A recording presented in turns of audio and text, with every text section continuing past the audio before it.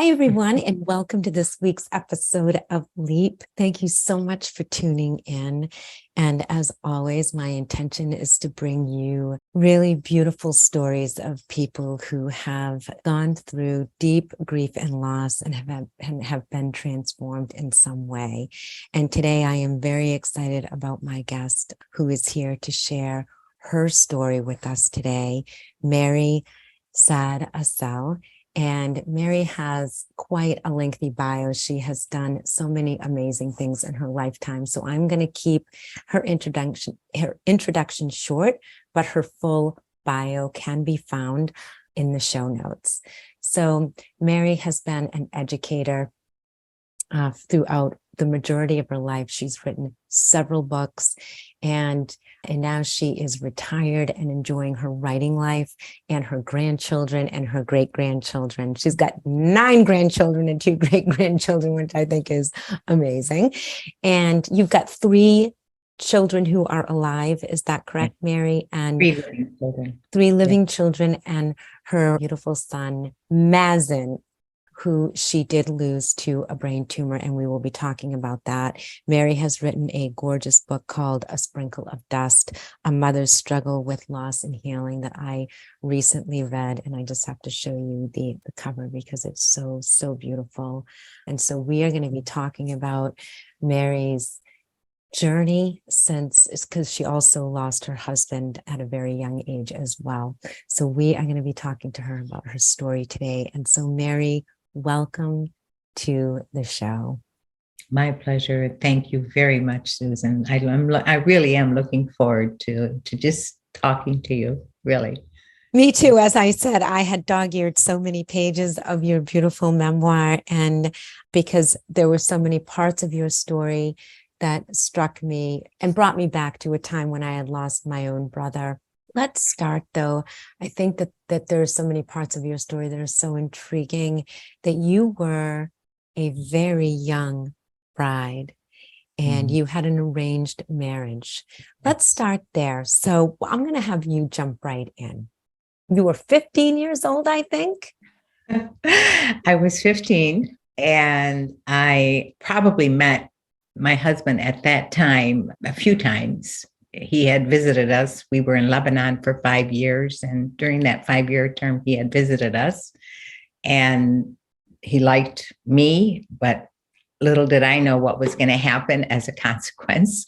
So when we came back to Michigan, he came here and made arrangements with my parents, and they agreed. And I guess I agreed because back then you don't say no. You just do what your parents want. And I traveled and went to Africa and lived with him and had 3 children while I lived in Africa for 10 years.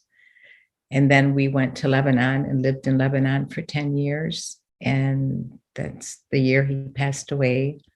The very following year, I sold everything and came home. So now we'll slow down a little bit. So you were 15 when you met your husband. How old was he? He was 27. Okay, so quite a bit older than you. Right. And at 15 years old, you said you don't, because I don't want to give it away quite yet, but there was something that you wrote about that really, I cried. It just really hit me, because here you are 15 years old. And at that time, even though you didn't question it, in your 15-year-old heart, were you scared? Was this something you didn't want? What was going on for you? Oh, yes. Oh, yes. I cried my eyes out. But when I was at the airport, I just couldn't stop crying. And I loved my little brother. I was too attached to him. And to me, it was like someone sent me out to a death sentence, because obviously I didn't love the man that I was going away with. And there was nothing there to connect me, to make me feel anything where, oh yeah, I want to be with him. I didn't. And then when we got to New York, he looked at me and said, you know what, this isn't worth it. I'm going to take you back home. I can't live like this. And I said, I calmed down at that time, and I stuck it out. And And did you stick it out because him taking you home was not an option because of why? How your Well, parents? it could have been an option. He could have just brought me back and told my parents, I don't need this. But I guess I didn't say, I just stuck with it and told him, okay, where are we going from here? And I dealt with it. I didn't love him at the time. Like I said, it took, love Grows. grew over the years, but at the time I just lived my life and hoped that one day I would connect with him, or it happened, but it happened a little late, a little too late. Well, I bring it up because I thought about you, that you were introduced to deep grief very young in your life. You were stripped away from your parents, everything that you knew, your brother.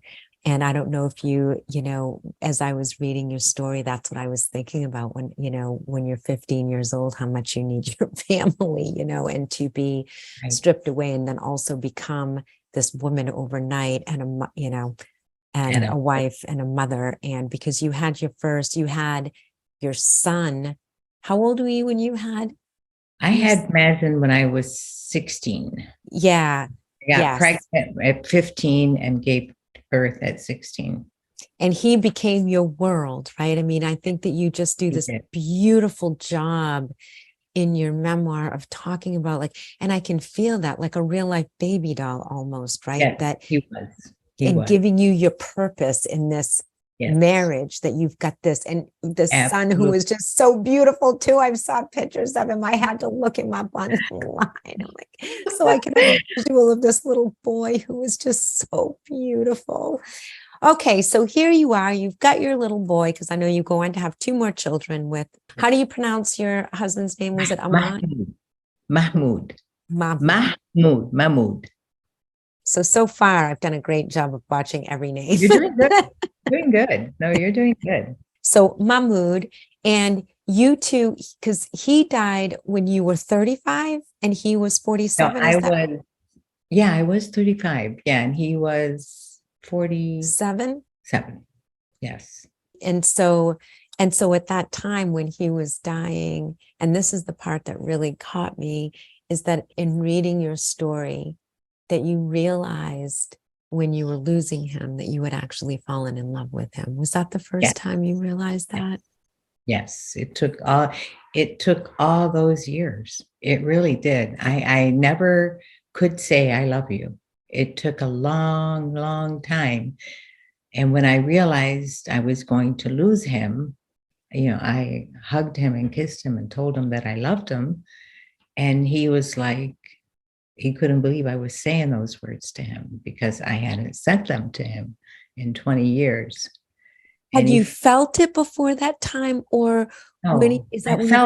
I felt connected, but I didn't feel the passion,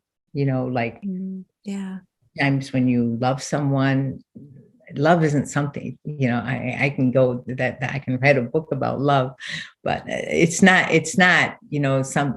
something a 4-letter word that you just say, okay, I'm in love, love grows over the years. Or diminishes, right? I mean, it's one of the two. Or diminishes. Yeah, or diminishes. It's hard for love like that to diminish, even though you might walk away from, it's hard for it to diminish. Like, as much as I've been remarried now for 30 years, and my love for Ernie is above and beyond what I ever thought I could love a man. And yet, when I think back of how much I loved Mahmoud, and especially the year that he passed, it was really, really like part of me was going to die. I felt paralyzed. But love is something that grows. And yes, it can be very powerful, very, very powerful. And he left you with these 3 children. With 3 children. Mm-hmm. Let's talk about the ages of your children when your husband passed.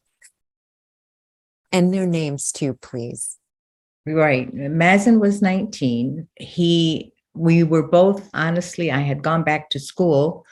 I went 2 years to the university in Dakar, Senegal. I don't know if I wrote that in the book, but I did 2 years of French, Arabic, and English Lit. And they wouldn't give me credit for the 2 years when they found out that I had an American high school diploma.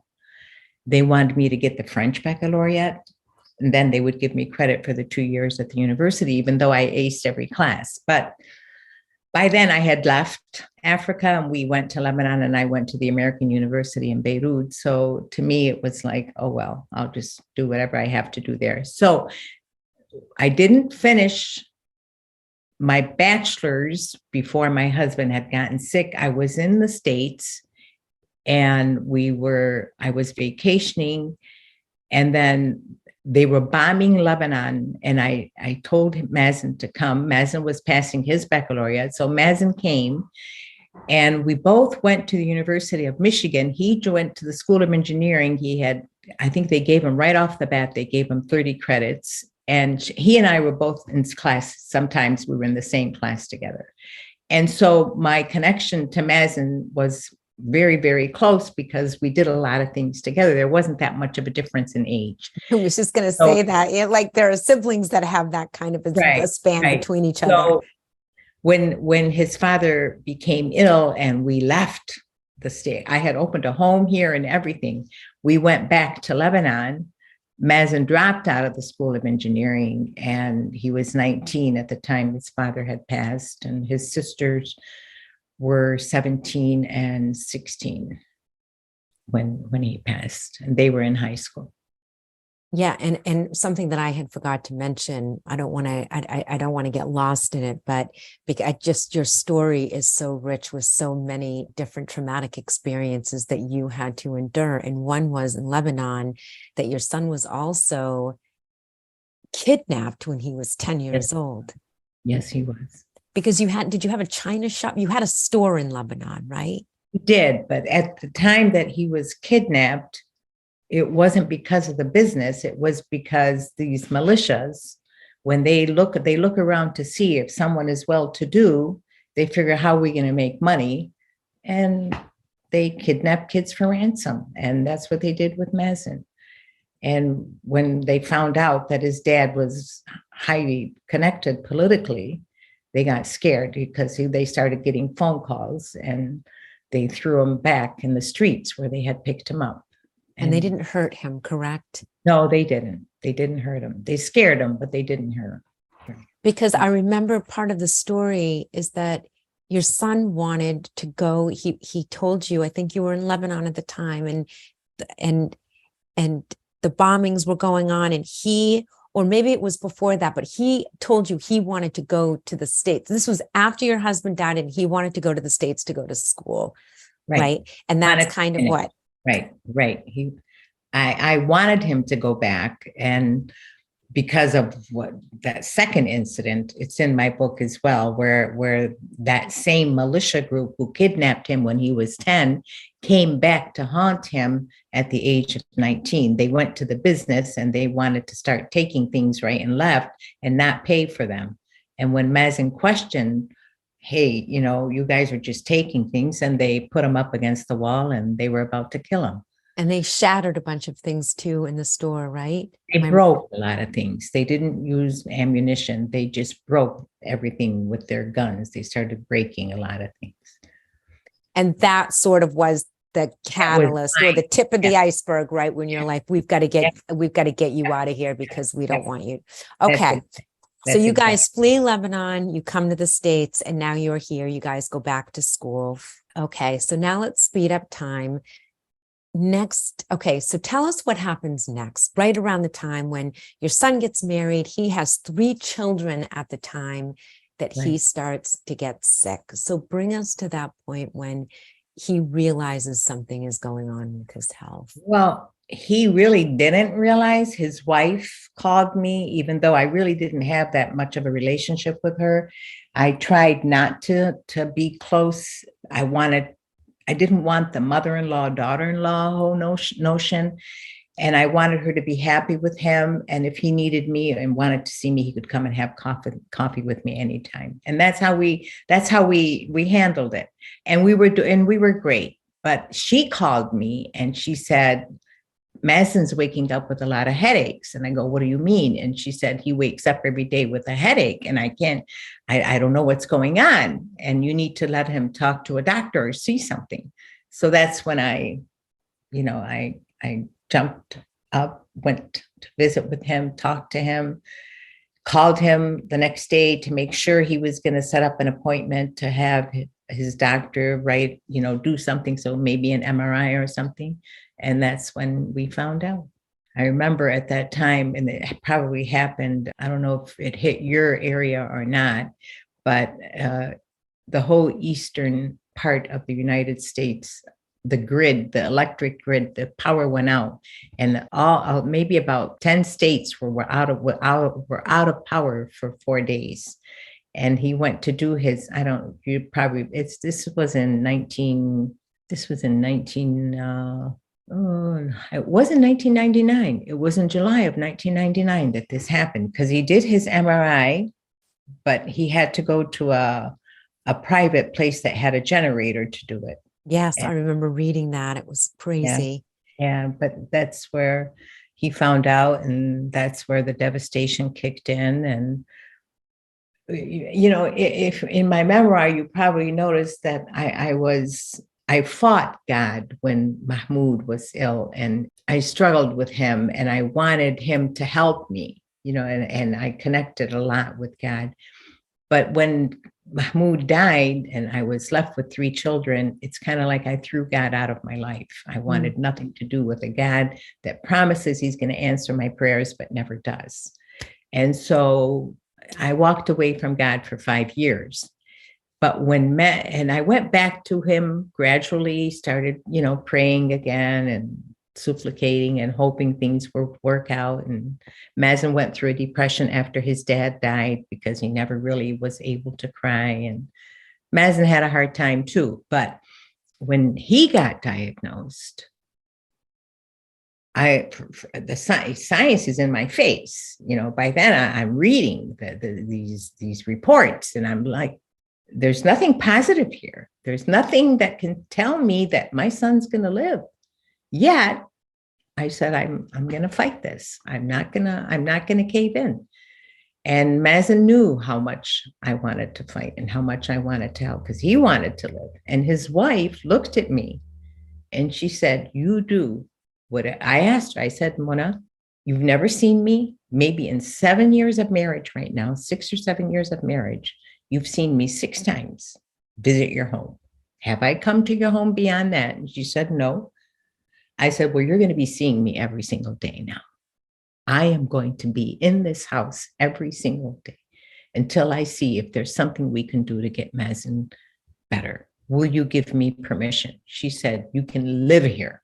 You can do whatever you want, but save my husband. Oh, I'm gonna cry. Yeah. Because I think that, what struck me when I was reading this story is, and what we have not talked about, and I was surprised when I read it, you were remarried to Ernie, and you had a baby, a toddler, a 2-year-old at the time, Adam, correct? Right. And I'm thinking to myself, and you were on a full-on mission to save your son. And I'm thinking, and I think that just a little caveat I want to add here is that when Mazen got the diagnosis, they basically said, keep him comfortable. He's got 2 weeks to live. Right. It was a brain tumor that was so invasive that they basically said they could not operate. And you said, that is not an answer. That is not going to happen. I'm sitting here reading, going, you go, Mary. I'm so proud of you because, when we get a diagnosis like that, it's so devastating that a lot of people wouldn't even know that they could fight something like that, right? Especially when you're dealing with, these oncology teams and these specialists, and you said, someone's going to operate on my son. Can you talk to us about this part of the story? I think took such I get chills everywhere. It took such incredible courage because there was no options. It's like, it's invasive. They can't cure it. The operation in of itself was full of so much risk. But I know that from your own thinking, you're like, well, what is the risk? Because they're telling me he's going to die in 2 weeks. And I don't want to put my son full of morphine and watch him die. So take it away. I want you to talk about this piece. Yep. That's exactly what I went through at the time when she came in and I looked at her packet and they were bald. I'm like, what is it? And she started giving him morphine shots right and left. I lost it. I said to myself, what is the risk? And as I was running up and down the hall screaming that I wanted to talk to his doctor, and finally when he came running, young, I didn't realize how young he was until he gave me his age, but he looked like he was in his 50s, but he was only 35 years old. A brain surgeon, a 35-year-old brain surgeon. And after he'd done the surgery, he goes, I'm getting married. And I'm like, you're getting married? What do you mean? And this isn't your first marriage. He goes, why? How old do you think I am? And I said, I don't know how old. He goes, I'm 35 years old. I'm like, no, you're not. You think I would have let you touch my son if I knew you were 35? We connected and he did everything he could. That's who the person, when he looked at me with his, he was like, we're taking a chance. There's a possibility that we might hit an area in his brain that where it might touch the language or his inability to talk. And I said, I know. But Mona, his wife, was, so what was she doing? Was she just stepping aside saying, you take it on? Yep. I called her. She came running. She stood there. She goes, whatever, do whatever you have to do. No, Mona was great with that. It's been 21 years now. And Mona's like a daughter to me. Oh, I'm sure she is. Oh, she never remarried. She wouldn't remarry. She didn't ever. No. When I suggested she remarry, and she's beautiful. She really is. She is. Oh, she's beautiful inside out. And I told her, and my husband told her, and she's like, please don't ever say that to me.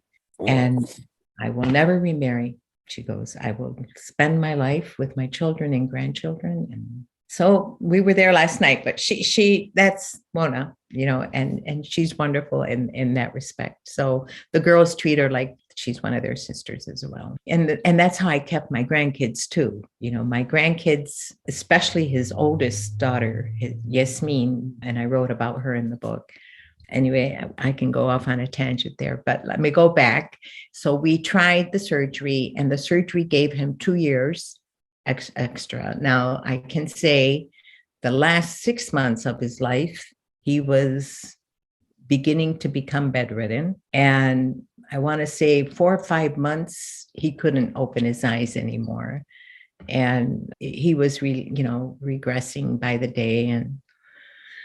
But he had a good year and a half with his kids. He was fine. He didn't lose language. His ability to speak was fine. He did lose his sense of geographic locations. Like, I couldn't let him drive. If he wanted to take a walk, I would walk with him to make sure he didn't, turn around the wrong block or not know how to come back home. He lost his sense of geographic locations, but other than that, he was fine. And the kids loved, to me, I can't say I did any wrong. And then when he passed, the good thing is you get motivated. You get motivated to help everyone who has a brain tumor, or to help the whole brain tumor industry.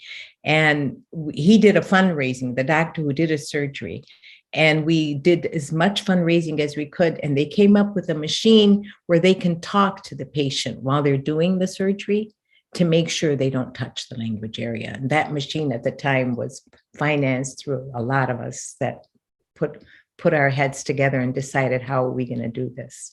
It was millions of dollars, but we got it for the hospital, and Harper Hospital has that machine. This is just a little side note, because one thing I love to talk about is that, people think empathy and compassion are the same, and I see them as different. I think that we can have empathy for each other and what people are going through. But I do think that when we experience something, and I know that this isn't always true, but I think that many of us, when we experience something that becomes very personal, that's where I feel like true compassion kicks in, because it motivates us to take action. Yes. And I understand that people can have, they can take action and it not be something that actually happened to them. But I see that, and it's certainly that is the case for me. And I know that that is the case for you, that when, and that's why I'm doing the podcast, right? Would I be doing a grief and loss podcast if my brother hadn't died?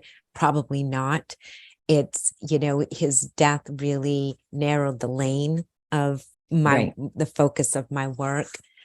But the question I want to ask you, I've got two important questions during this time. One is just a practical question around, I was like, where is her son, Adam? You're doing this around the clock. You and your daughters and Mona are constantly around the clock with, you had shifts, right? Where you would not leave your son. And I was like, where's her 2-year-old? How is she managing all of this? What was happening?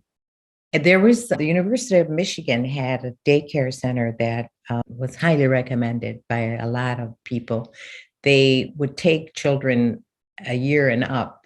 And so at that time, Adam was a year old. And so we put him in that daycare, and they would take him from morning till 4 p.m, and we'd pick him up, and it went well. I had to leave him there. Eventually, after Mazen died, and I just didn't want to leave him in daycare anymore, and wanted him to be relieved from that whole daycare matter. Or, I just wanted more. I had a nanny live with him at home, and then she fell asleep, and he was playing while she's sleeping. And then I looked at my husband. I said, "You know what, Ernie, we're done. Retire." And so Ernie retired. Ernie's 9 years my senior. And I told him, I love to work. You've worked enough throughout your life. Adam needs us. You stay home. Well, and I was thinking that your son Mazen was like 30 years older than Adam. So Adam is the same probably age as your grandchildren, right? Yeah. Yes. Adam is younger than 1, 2, 3, then 1, 2, 3. He's younger than 4 of my grandkids. Mm-hmm. Yep. And you know what? I'll be honest with you. I never thought this would happen, but they're best friends. They grew up together. They're all like brothers. Well, I was going to say they're like siblings. Like siblings, brothers and sisters. And I see to it that they're always together. I always take them out together. Our planning is together. And so they grew up like one big family. And I never let go of Mazen's kids. Mazen's kids were my number one priority. And luckily, they're happily married. Yasmin has a little boy, and Mahmoud, he named after his grandfather, got married from a girlfriend. She lived in Tennessee. They met online and they got married. They're living here in Michigan. And Jamil, he's wrapping up his degree, and he's still young. He's only 24. He turned 24 yesterday. So I didn't even leave Dearborn. I lived in Dearborn for 20 years to be next to his kids. And when they, grew up and graduated and everything, I told my daughters, who I was really far from because they're like 30 minutes away and it's hard to. So I moved about a mile away from each of the girls. And it's like I have daughters all over again. It's like I never knew I had daughters. We're really, really reconnecting. It's the best thing I ever did. Wow. It's just such a beautiful story. And I think this is where my heart is with with the stories that I bring on to the show, is what happens when we do get cracked wide open, and the transformation, the beauty that can come from such darkness in our life. And I want to go to your relationship with God, because I know that God was such an important part of your life. Then your husband died. You kind of broke up with God for a little while, for 5 or 6 years. What happened when Mazen got sick and died? I said to myself, okay, since I believe in the afterlife, and that if, we're good and we're we're not out there killing people. So I don't see a reason why Mazen or I or you or whoever won't go to heaven. And I said to myself, if I can't see Mazen anymore and God is going to take him, then I want to be united with him. And to be united with him, I have to build a beautiful relationship with God. And so I surrendered to God. And I gave him my whole, I want to say, all the weakness that I had in me. I gave it to him. And I said to him, if you can make me strong and give me and promise me that one day I'll be with Mazen. That's all. I just tell me what I need to do. And I, regained my relationship with him. I read a lot of books, Susan. I'm not going to deny that. I read book after book after book. I spoke to rabbis. I spoke to priests. I spoke to imams. I searched to find out where. It took a while for me to just say, okay, this is it. I'm sticking with God. I had to make sure that sticking with God was going to take me back to Mazen. And so they all explained the same thing. And I read a lot of their books, and I understood from my heart inside that Mazen wasn't going to go anywhere. He was going to live with me until I reunited with him physically, until God reunites me. And so I do my best to stay on good terms with God, make sure the kids are on good terms with God, and that we'll all be one big happy family. And so I reconnected. That was just my way. I can't walk around saying there is no God, because he's my only hope that I will be reunited.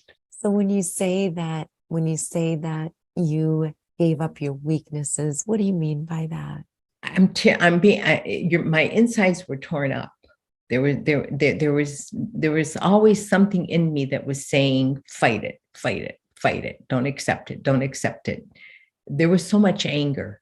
If you were standing in front of me, I find a reason to yell at you. And I'm not that person. I'm not that kind of a person. I would, no matter what you did, you touched me, I'm angry. There was nothing that would calm me down. And to me, that was a weakness. To me, was this during after he. So before we go there, because I want to continue this line of our conversation, but I want to pause and just go back for a couple of minutes, because I want our listeners to understand that you knew when when he was operated on. I want to make sure everyone understands that really, when they talked about it being inoperable, they meant they could not remove it. It wasn't a tumor they could pluck out of the brain. It was very invasive. And so they were able to take out 25%. So you knew, your son knew, Mona, everybody knew, right, that it was still a matter of time, that the only thing that this operation was going to do was buy your son some additional time. I feel like that's an important part of this, because while that was happening, you went on a crusade to learn everything you could about the brain, right? Isn't this you were like, I am going to this, because when I was reading your piece, I was like, okay, she's buying time so she can find a cure. Is that what was happening, or did I leap to that conclusion? No, you're absolutely right, because they did do the immunotherapy on him, and they talk about it today. If you listen to NPR, you'll listen to the treatments that they offer patients through immunotherapy. And there was a scientist the other day who spoke to it, and I was so impressed with how advanced they have become. And the doctor who started the immunotherapy on him had told me that there were 60-year-olds who lived above and beyond 10 years or 15 years or whatever it was. And yes, I had hope. That's basically all I did. I thought maybe. And then you also start believing in miracles. And that's why you see throughout, my book, when I listened to the singer, when I went to see the curandera in Mexico, I mean, when you give up on science, you hold on to hope. and hope some kind of miracle will take place. Okay, perfect. Because this is an important piece around your relationship with God and letting go of weaknesses. And thank you too, because I had forgot about when you went to Mexico to see they're kind of folk, but not, what do you call them? They told me curandera. They're a holistic healer, right? They're like a medicine man, kind of, right? Yeah. Witch doctor, medicine A witch man. doctor, right? Exactly. And so that's thank you for bringing that up. I had that in my notes, which I've let go of because I got so engrossed in our conversation. I let go of my questions, but that was an important piece. So this is the piece, because I know that you talk about the 5 stages of grief and whatnot. And I was wondering, like, during this time, you're like, okay, I'm going to buy some time. I am going to go out. I am going to figure out how to heal my son.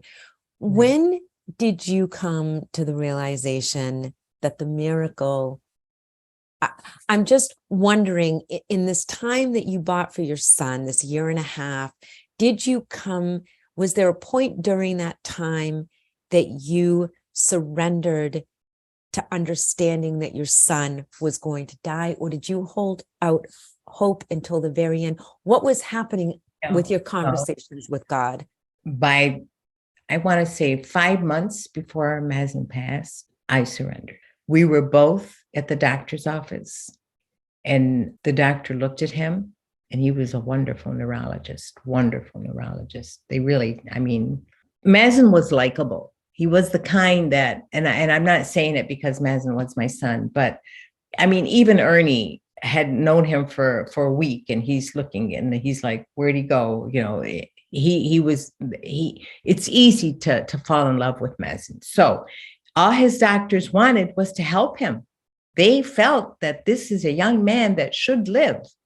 And the day he looked at him and told him, Mazen, I'm sorry, but there's nothing else I can do, is the day that Mazen looked at me, and he looked at him, and he goes, what about my kids? And the doctor said, I don't know what to tell you, Mazen. And that's when I surrendered. That's when I said to myself, and they wanted to put me on drugs and give me all kinds of pills. And I'm like, I'm not taking pills. I have to stay alert. I need to know what's going on with my son. No. Nobody put me on pills. I'm not walking around like a zombie. And I stayed as strong as I could. And then I collapsed, of course, after his death. There was a lot of things that happened, but I'd like to go there now. I would like to venture in, because you had said you were so angry with God. When did that anger come? That was after he died that the anger came, right? Not after Mazen died. After Mazen died, I wasn't angry with God anymore. Okay, so it was before. Okay, my anger with God was when Mahmoud died, when Mazen's father died. But when Mazen died, I surrendered to God. I gave in. I'm like, tell me what you want me to do, and then miracles, miracles. When I say miracles, like I saw him, I literally saw him in the sky. These things happen. I literally dreamt that because I never hugged Mazen. I didn't want him to think he was going to die. And I figured if I hug him, that means he's going to think, oh, why is my mom doing this? That means she knows I'm not going to make it. So I never hugged him or kissed him. I would just barely kiss his forehead and say, see you tomorrow, or see you in the morning. Bye. Talk to you later. I always kept my spirits high. And so it killed me when he died that I never gave him a hug. And I dreamt that night, a week after he died. And he asked me, and I'm hugging him, and he's hugging me, and tight. And I woke up, and I believe God did that. I believe God had a way of reuniting me and giving me what he knows I wanted. Because a mother, that's all a mother would want, to feel that, that final goodbye, that final adieu. So, yeah. What did your healing look like after? Okay, that was the first of many miracles. Tell us, what did that path toward healing look like? And I know you've talked a lot about the relationship that you have with your daughter-in-law, with her children, with your grandchildren, and that this just, this incredible love of this family and the bonds that you have created. But what did you, Mary, do as a mother to help yourself? You said you read a lot of books, you talked to rabbis. Talk to us a little bit more about that healing. You start looking for people who who can empathize with you, not just sympathize, but empathize. Right. You really get to know people who you can connect with and understand that you're not alone. Because the minute you think you're alone is the minute you start like, why me? Why me? Why me? Those are words my daughter said when her father died, when we were in the elevator leaving the hospital, and she goes, why me? Why me? And I told her, Dania, it's just not you. It's the world. We're not alone. People die. I had to make her feel better. And so it wasn't why me. I wasn't running around asking why me. I was running around saying, where is he? Where is his soul? Where is he? And that's where my curiosity was. And that's why I wanted to read all the books and talk to all these religious people. Could someone tell me where he's at? Where am I going to reunite with him? Where is he? And but then I would cry. You could look at me and I'd cry. You touch me and I'd cry. I was just too sensitive. And that's when I finally said, I need to take something. And I took the Wellbutrin at the time. And I wasn't like a zombie. I was able to go to work and teach. In fact, I went to work the week after Mazen died.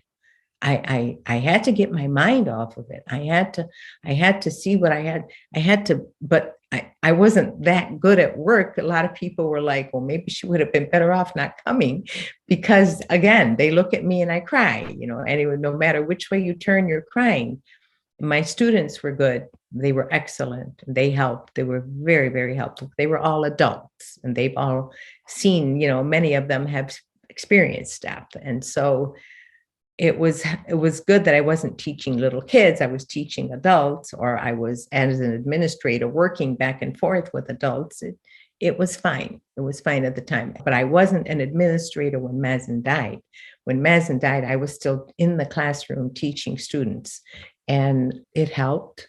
It honestly took my mind off things. The pills that I took for 3 years until I weaned myself off of them, and I would no longer take pills.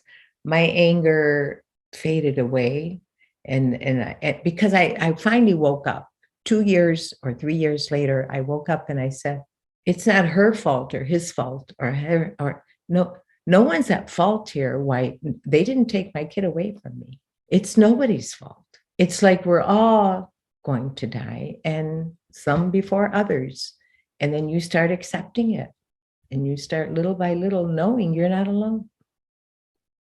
You said something really interesting. You wanted to know, where is he? Where is he? Where is he? Because I think God means something different, right? We've got atheists who don't believe that when we die, we die. We've got people who are very religious, and then we've got other people who say they're spiritual, which is, so when I think of God, I think about a higher power, a spiritual energy. I think about our soul that lives on. I would love to know, did you get an answer to where is he that helped bring you some peace? The only answer I got from I don't remember if it was a rabbi or an imam. I think it was both. I think they both told me he's in purgatory. And that's when I wanted to understand, what does purgatory mean? Tell me, explain that to me. What does it mean? In waiting, where is he waiting? Waiting for who? Waiting for what? And that's when I dove into the Bible, the Quran, and the Old Testament. And I needed to understand what is this? I delved into religion. I really figured I have to find out what this is all about. And this is going to be my only hope to reunite with my loved ones. Because since Mazen died, my mom died, my dad died, my brother died, and people die. People die. So one sure thing is that we know that we will exit these bodies that we are in all at different times in different ways. What did you discover as you dove in, to these different areas of study? What did you discover about that I purgatory? will that there will be an afterlife, that there will be, that was my, I mean, a lot of, like you said, there's a lot of people out there who are going to say, well, let her prove it. No, I guess we can't prove it. But that, to me, what made me feel good is the notion that to believe in the afterlife and to believe that we will be reunited with the people we love is the only way I can walk through life. I can't, if I didn't think of it that way, I don't think I'd be able to continue my life. Of course, I don't have a choice. I'm here. A lot of people would say to me, how do you live? How you just lost a son. How can you live? How can you continue to live a normal life? And I would be like, do I have a choice? Oh, I think we do have a choice. I think, I've been doing this work a long time, and I think people choose to take their life. We can get so stuck in an anxiety and depression and anger.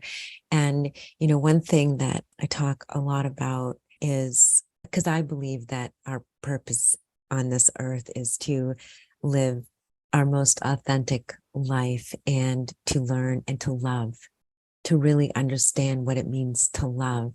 And when we lose somebody, grief it's the mirror to show us how deeply we can love. I mean, that's grief. And we wouldn't feel that grief if we were not given this profound gift to know what it means to love. True. And, and so I think that we make choices all the time, the way that we move through our life, what we accept, surrender, which I love when you talked about surrendering, because when we, I wrote a blog post many years ago saying that we're not salmon, we're not meant to swim upstream, and our life can be really, really hard when we push against the flow of life, which we're human beings. We do it all the time, right? Because we don't necessarily like the outcome. And, and I think that when we're here to experience being human beings, right? We've all heard the term, we're spiritual beings having a human experience. What does that mean? Well, to be a human being means to experience all of those feelings, and that when we can be in the feeling space, people get terrified to be in the heart space because it hurts so much. But that's also where the healing is, when we allow ourselves to deeply feel.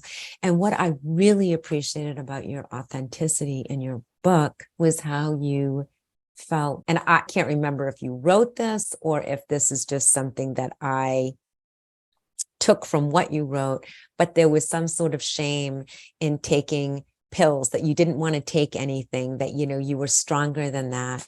And when I read that you had allowed yourself to take the Wellbutrin, I was like, yes, because there is a point where it's okay when we need help.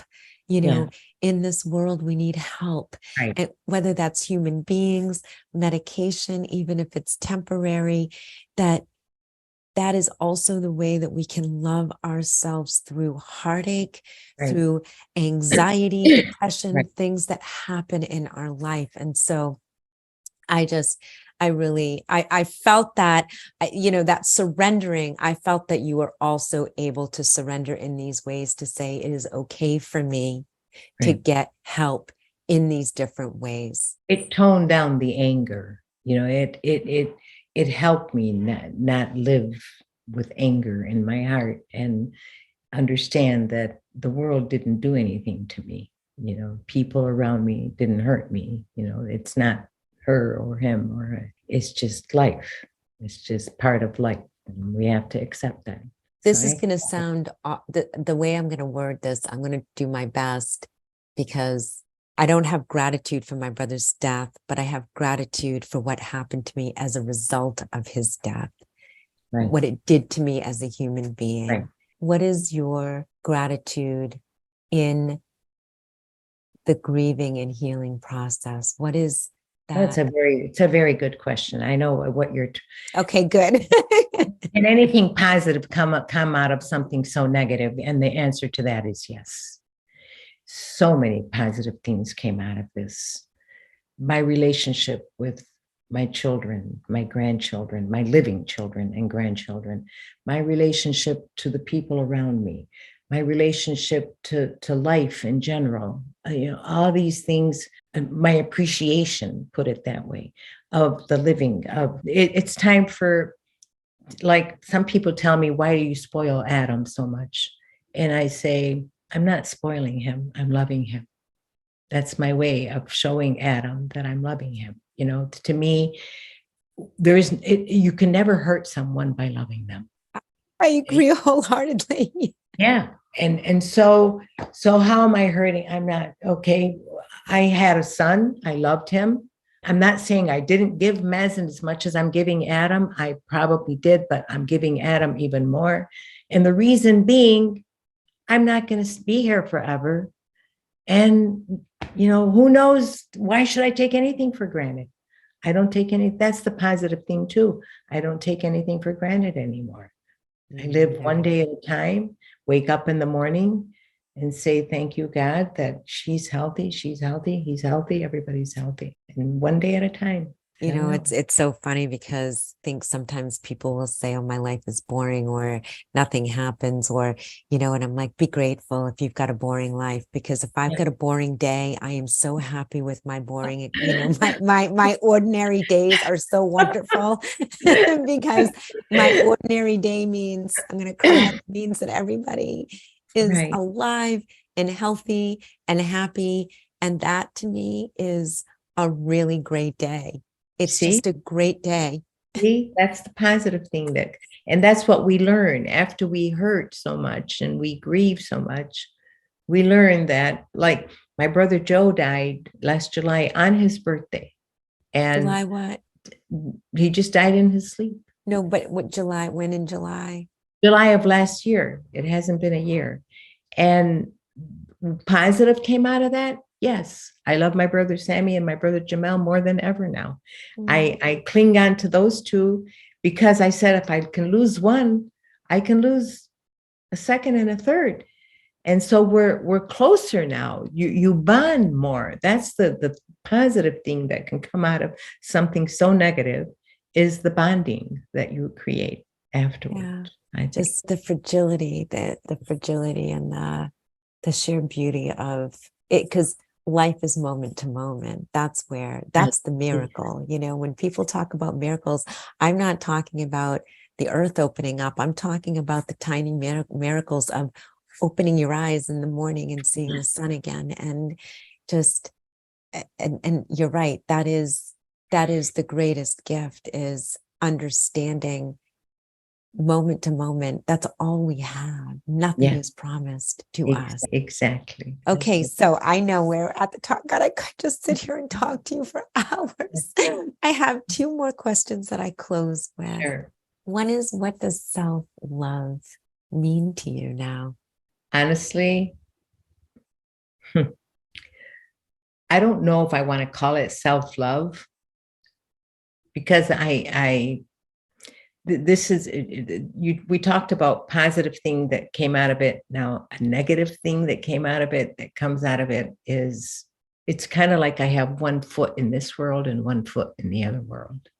And so I don't care if I step over to this world or step into this world. To me, there isn't that much self-love. There really isn't. There's just self-acceptance. I accept who I am, and I live with it day to day.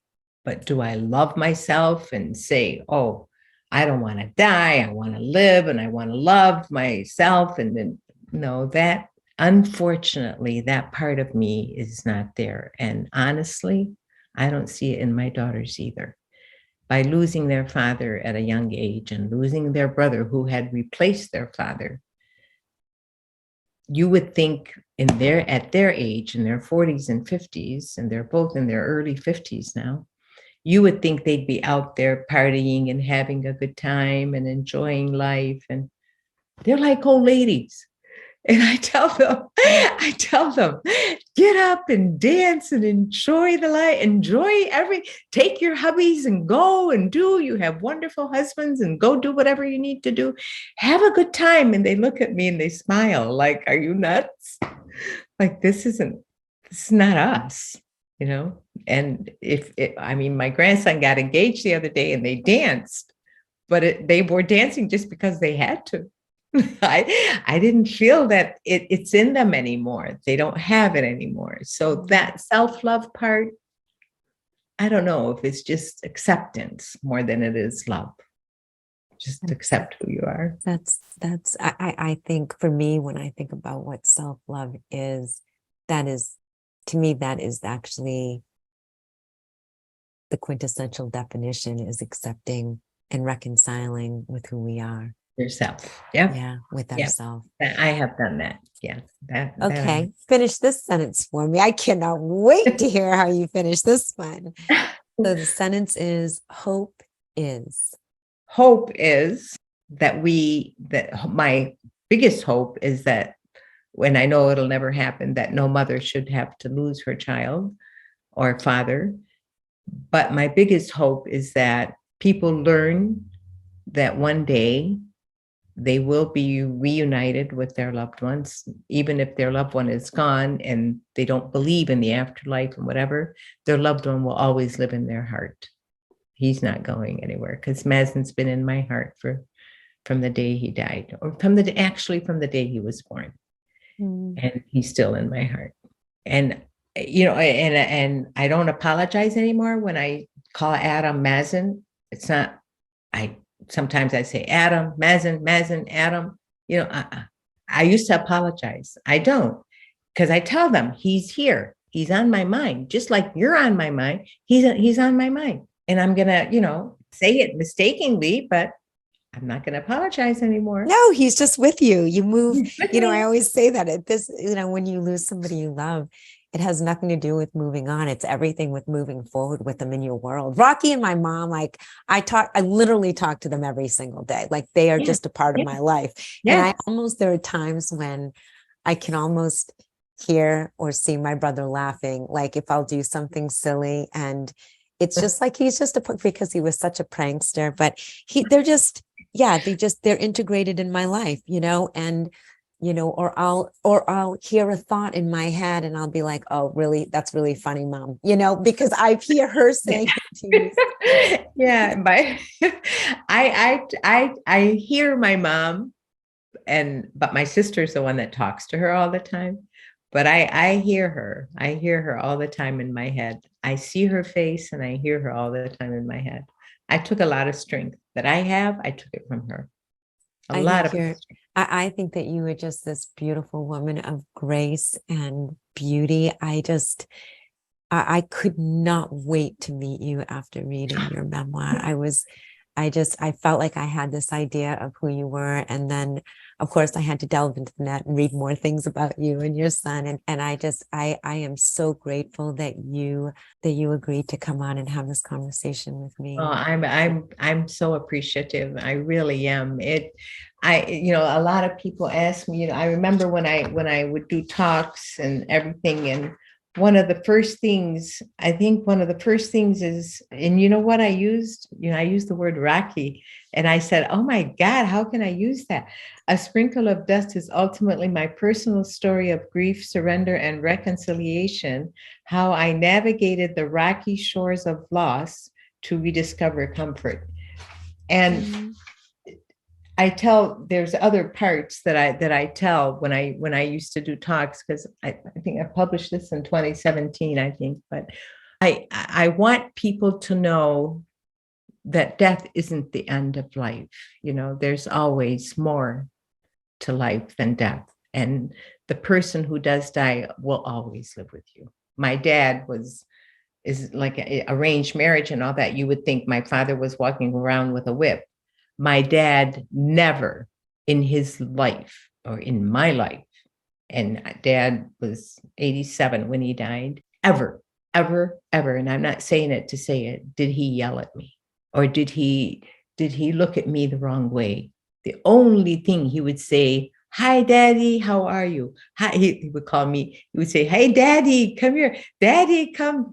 And he would love me. He wouldn't hug and kiss, but he never, ever said anything negative.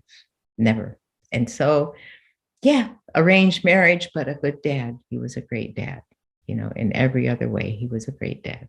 And when I remarried, he's like, oh, why didn't you let me know you want to get married? And I said, why? So you can put someone up there and tell me this is who you're going to marry? I'm 40 something years old, Dad. You're not going to do it. And he would laugh and he'd go, no, you're on your own. You're on your own. That is that's a beautiful way to end this time together. We need to know where we can find you, though. Where can people find you? They can go to my website if they want, maryassel.com. I also have a Facebook. They can find me on my Facebook website. Same thing, Mary Assel. Mary Assel. Yeah. And we'll have links too in the show notes. I wish I could just give you a hug. I wish you were here in person. But I want to thank you. Well, if you come to Michigan, we'll do that. Well, and I've got cousins in Michigan. I have a guest room. You're more than welcome to come and spend time. You really are. I might take you up on that. I want to thank all of my listeners. I really hope that you are all taking away something from this very rich, incredible discussion that we've had today. I love you all. I appreciate the time that you spend here with us. And I wish you all well. Take care for now. Bye for now. Thank you. Bye, Susan.